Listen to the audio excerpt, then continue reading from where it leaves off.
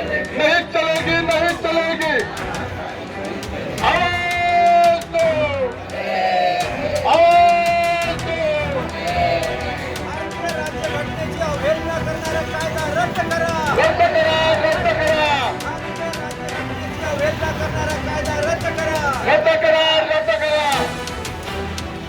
आता यशवंतरावने त्यांच्या प्रस्तावामधून सांगितलं इथे वर्धेमध्ये आज जवळपास 23 संघटना एकत्र येऊन विशेष जनसुरक्षा कायद्याचं बिल महाराष्ट्र शासनानं महाराष्ट्राच्या विधानसभेत मांडलं. येणाऱ्या पावसाळी अधिवेशनात ते पूर्ण तयारीत आहे. हे कायदा लागू झाला पाहिजे.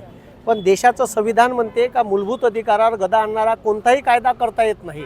आणि केशवानंद भारती खटल्यातही सुप्रीम कोर्टानं गाईडलाईन दिलेल्या असताना महाराष्ट्र शासन या देशातल्या लोकांचे सरकारनं घेतलेल्या निर्णयावर आणि त्यांनी केलेल्या अन्याय अत्याचार आंदोलन करायचा जो देशाच्या संविधानाच्या मूलभूत अधिकारात जो लोकायले पावर दिला आहे तो हिसकावून घेण्याचं काम या जनसुरक्षा कायद्यातून करणार आहे. असाच कायदा इंग्रजांनी केला होता तेव्हा भगतसिंगांनी पार्लमेंटरी बोर्डात जाऊन बॉम्बस्फोट केले होते. तर आमच्यासारख्या लोकांवर अशी वेळ आणू नका एवढं मी सरकारला विनंती करीन. आणि सरकारनं लोकांच्या मूलभूत अधिकाराचा आणि या देशाचा संविधानाचा आदर बाळगावा.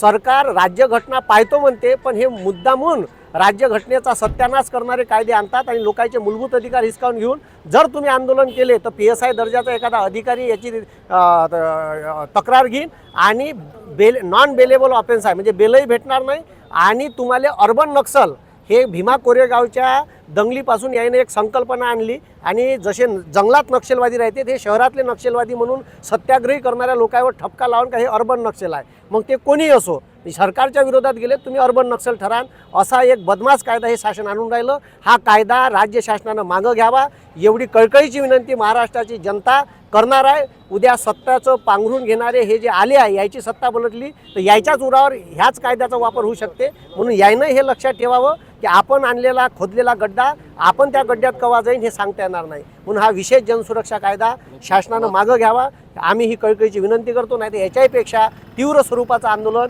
येणाऱ्या पावसाळी अधिवेशनावर आम्ही घेऊन जाऊ. हा जो कायदा आहे त्याचं नावच इतकं गोंडस आहे जनसुरक्षा कायदा. पण याच्यात जनतेच्या नावाखालती पूर्णपणे सरकारच्या सुरक्षेचा हा कायदा आहे. आणि असाच कायदा 1928 साली इंग्रजांनी आणला होता आणि त्याचा विरोध भगतसिंगांनी केला होता. हा इतिहास आपल्याला सगळ्यांना माहिती आहे. आणि म्हणूनच आम्ही याची सुरुवात मागच्या महिन्यात 23 मार्चपासून भगतसिंगांच्या बलिदान दिनापासून वर्धेत सुरू केली होती. मला असं वाटतं आज तुम्ही आमच्या या आंदोलनाला व्हिजिट दिली. जर का हा कायदा मंजूर झाला आणि उद्या तुम्ही जर का एखादा चौकशी किंवा एखादा प्रश्न सरकारला तुमच्या पत्रकारितेतून विचारण्याचा प्रयत्न केला तर तुम्हालासुद्धा हा कायदा लागू होऊ शकतो. इतका भयंकर आहे. या कायद्याचा जर का मसुदा तुम्ही पाहिला तर त्याच्यात इतकं मोघम आहे.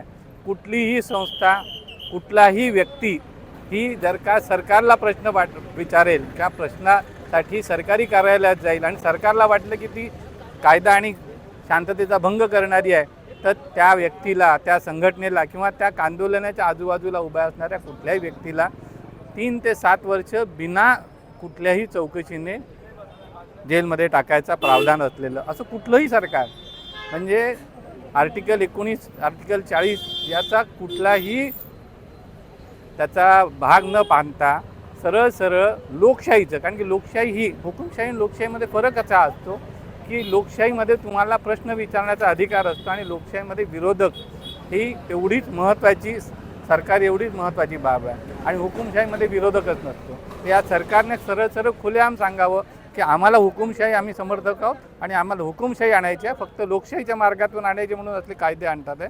आम्ही याचा तीव्र निषेध करतो कारण की बाबासाहेब आंबेडकर आणि त्यांच्या घटना समितीने आम्हाला 75 वर्षापूर्वी जी घटना दिली त्याचं संरक्षण करणं ही आमची नागरिक म्हणून जबाबदारी आहे आणि ते कर्तव्य आम्ही इथे बजावत असताना जे काही सरकारच्याकडनं अत्याचार होतील ते सहन करू. पण या सरकारने आणलेला हा कायद्याचा पुरेपूर विरोध करेपर्यंत शेवटपर्यंत विरोध करू एवढं निश्चित सांगतो. महाराष्ट्र सरकारने विशेष जनसुरक्षा अधिनियमाच्या नावाने जो लोकशाही विरोधी कायदा महाराष्ट्रामध्ये जूनच्या नंतर घातलेला आहे त्या कायद्याचा आम्ही विरोध करतोय. कारण त्या कायद्याच्या माध्यमातून सरकारच्या चुकीच्या धोरणांचा विरोध करणारी आंदोलनं दडपण्याचं काम महाराष्ट्र सरकार करणार आहे. या कायद्याच्या माध्यमातून शहरी नक्षल नियंत्रित करण्याचं नाव सरकार घेते आहे, पण त्या विधेयकामध्ये शहरी नक्षल नावाचा शब्द पण साधा कोणत्याही कलमामध्ये कोणत्याही सेक्शनमध्ये घेतलं गेलेलं नाही आहे. आणि त्यात सरळ सरळ बेकायदेशीर संघटना म्हणजे आंदोलनं करणारी संघटना, बेकायदेशीर कृत्य म्हणजे आंदोलन करणे, एखाद्या कार्यालयामध्ये एखादा प्रश्न विचारणे, सरकारचा विरोध करणे, याला त्यांनी बेकायदेशीर कृत्य म्हटलेलं आहे. याचा सरळ सरळ अर्थ आहे की सरकारच्या विरोधात असणाऱ्या संघटना पक्ष हे याच्या पुढे बेकायदेशीर होणार आहे आणि शहरी नक्षलच्या नावावर ते या देशातल्या या राज्यातल्या संघटना आणि समाज विरोधात असणारा संपू इच्छित. एकूणच भारतीय राज्यघटनेने दिलेले जे मूलभूत हक्क आहे आर्टिकल 19 मध्ये असो की आर्टिकल 21 मध्ये असो, या सगळ्यांचं व्हायोलेशन करत आहे महाराष्ट्र सरकार. आणि एकूणच या निमित्ताने जूनच्या नंतर आपल्या राज्यातली लोकशाही संपुष्टात येणार आहे आणि सरळ सरळ हुकुमशाही सुरू होणार आहे. आणि म्हणून ह्या हुकुमशाहीच्या सुरुवात या कायद्याच्या माध्यमातून होणार असेल आणि घटना फक्त देवपूजेसाठी जर ठेवणार असेल हे आणि लोकशाही जर संपुष्टात येणार असेल तर याचा आम्ही पुरजोर विरोध करतो. महाराष्ट्रामधल्या सगळ्या समाजवादी विचारांच्या, लोकशाही विचारांच्या, स्वातंत्र्याची मूल्यांचं रक्षण करणाऱ्या संघटना आणि व्यक्ती इथे एकत्रित आलेला आहे. महाराष्ट्रभर आज सगळ्या जिल्ह्यांमध्ये जिल्हाधिकारी कार्यालयांपुढे हे आंदोलन सुरू आहे. वर्ध्यात पण 23च्या वर संघटना आणि पक्ष इथे एकत्रित आलेले आहे आणि या कायद्याचा विरोध करत आहे.